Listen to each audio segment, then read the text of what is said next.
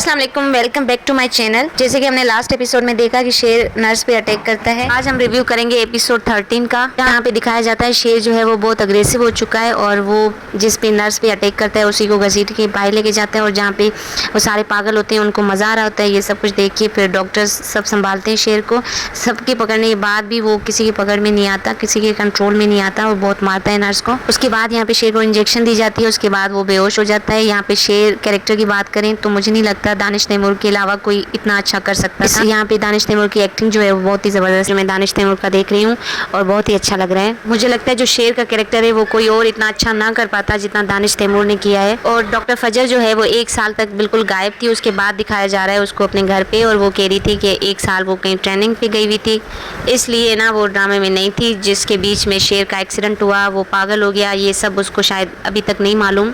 और यहाँ पे फजर की अम्मी जो है वो बोल रही थी कि अभी छोटी बहन तुम्हारी उसकी शादी होगी, वो बहुत खुश है, अब तुम भी अपने लिए कुछ देखो। फजर इस बात के लिए अपनी अम्मी को मना कर देती है। उसके बाद हॉस्पिटल का सीन आता है जहाँ पे शेर को दिखाया जाता है कि वो दीवारों पे कुछ लिख रहा होता है और उसको तो कोरोना वायरस 2020 वाला भी याद है, उसने वो भी लिखा हुआ था दीवार पे। उसको सब कुछ याद होता है, अपनी अम्मी, अपने घर वाले, अपना नाम, पिछली जो उसकी लाइफ थी। अगला सीन ये होता है कि शेर अपनी अम्मी को बहुत याद कर रहा होता है और वहाँ पे जो नर्स होती है उसका बीपी चेक करने आती है, उसको बोलता है कि मेरी अम्मी को कॉल करो, वो बरसों से मेरे पास आई नहीं है। लेकिन वो नर्स शेर को बोलती है कि लास्ट वीक ही तुम्हारी अम्मी आई थी तुमसे मिलने, पर शेर को कुछ याद नहीं होता है। ज़्यादा बोलने पर जब नर्स कॉल नहीं करती है तो उसको गुस्सा आ जाता है और वो अटैक करता है उस नर्स पे। और क्योंकि डॉक्टर फजर भी इसी हॉस्पिटल में है तो फौरन डॉक्टर फजर को बुलाया जाता है। शेर डॉक्टर फॉक हो जाता है। उसके बाद फ्लैशबैक दिखाते हैं कि शेर को सब कुछ याद होता है कि उसने डॉक्टर फजर की कैसे हेल्प की थी। उसके बाद शेर क्या करता है कि डॉक्टर फजर पे ही अटैक करने लगता है और उसका गला दबाने लगता है। उसके बाद क्या करता है कि उसको खुद ही उसने खुद ही ना डॉक्टर फजर को छोड़ दिया। अगला सीन घर का दिखाते हैं जहाँ पे बदर जमा जो है वो शाह जमा की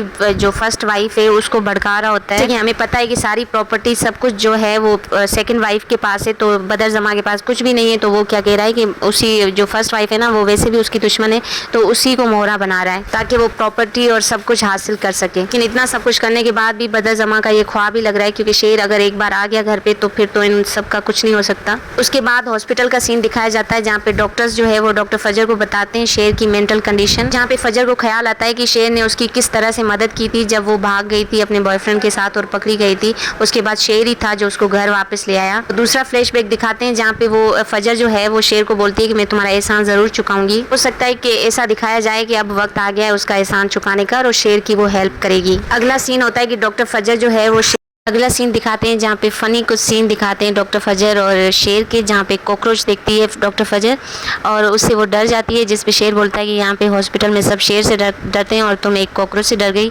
तो डॉक्टर फजर की डरी हुई शक्ल देख के शेर को इस बात पे बहुत हंसी आती है।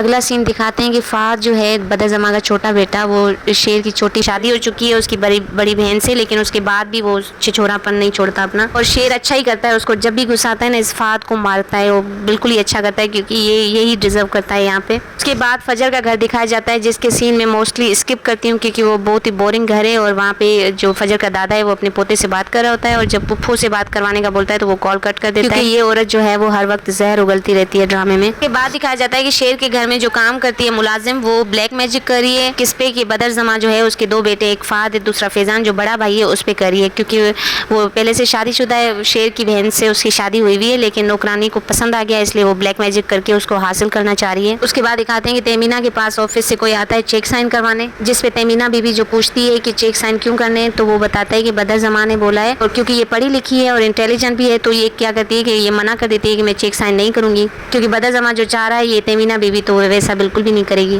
अगर यहाँ तक आपने मेरी वीडियो देख ली है तो वीडियो को लाइक करें और शेयर भी करें और आपको मेरे रिव्यूज अच्छे लग रहे हैं तो प्लीज चैनल को सब्सक्राइब भी कर दें। और यहाँ पे ये बड़ी बीवी जो है शाह जमा की वो बोल रही है कि तुम्हें शर्म नहीं आ रही, सब कुछ तुमने रखा हुआ है, तो वो तमीना बोलती है कि मैंने नहीं रखा हुआ, ये सब कुछ शेर का है, जब शेर वापस आ जाएगा तो मैं उसको दे दूंगी। बीवी जो है उसको प्रॉपर्टी की बहुत लालच है लेकिन छोटी जो है वो बहुत समझदार है। अगले एपिसोड के प्रोमो में दिखाया जाता है कि डॉक्टर फजर जो है वो शेर जमा से सब कुछ पूछती है, वो अपना नाम बताता है, क्या काम करता था वो बताता है, इसको सब कुछ याद होता है अपनी अपनी फैमिली।